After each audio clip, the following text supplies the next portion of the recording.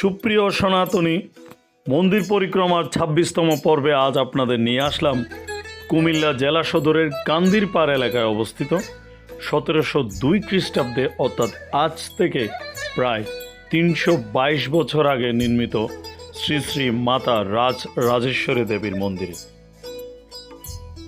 মন্দিরটির ঐতিহাসিক তথ্য মতে জানা যায়, ত্রিপুরার মহারাজ ১৭০২ খ্রিস্টাব্দে মানে ১১১৩ ত্রিপুরাব্দে এই মন্দির নির্মাণ করেন। কুমিল্লা শহরে কোষ্ঠী পাথরে নির্মিত যে কালী মূর্তি, তা ত্রিপুরার মহারাজ দ্বিতীয় রাজা রত্নমাণিক্য বাহাদুর ১৭০২ খ্রিস্টাব্দে সংস্থাপিত করেছেন। রাজা দ্বিতীয় রত্নমাণিক্য বাহাদুর বারাণসী থেকে এই মায়ের মূর্তিটি নিয়ে এসেছিলেন। তখন থেকেই সংস্থাপিত এই মন্দিরটির নাম রাখা হয়েছে শ্রী শ্রী মাতা রাজেশ্বরী কালী মন্দির। উক্ত রাজেশ্বরী কালী মূর্তি দ্বারা তৎকালীন ইংরেজ জজ এলিয়ট সাহেব ক্ষোভে ক্ষিপ্ত হন।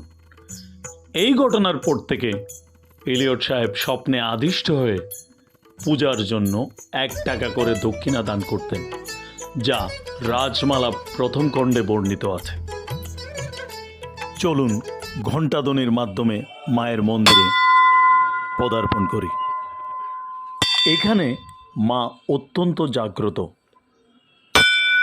বলা হয়ে থাকে এই মন্দিরটি কুমিল্লার প্রাচীনতম মন্দিরগুলোর মধ্যে একটি। আমরা ইতোমধ্যে মন্দিরের অভ্যন্তরে চলে আসলাম।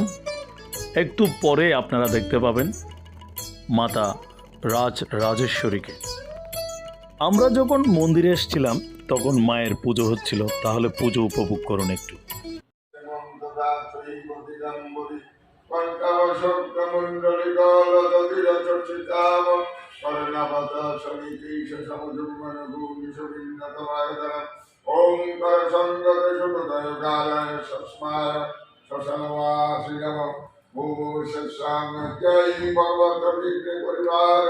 সমস্ত দেবী ভক্তি সুলভে পরমেশ্বরী শ্রীমৎ দক্ষিণাম্ভম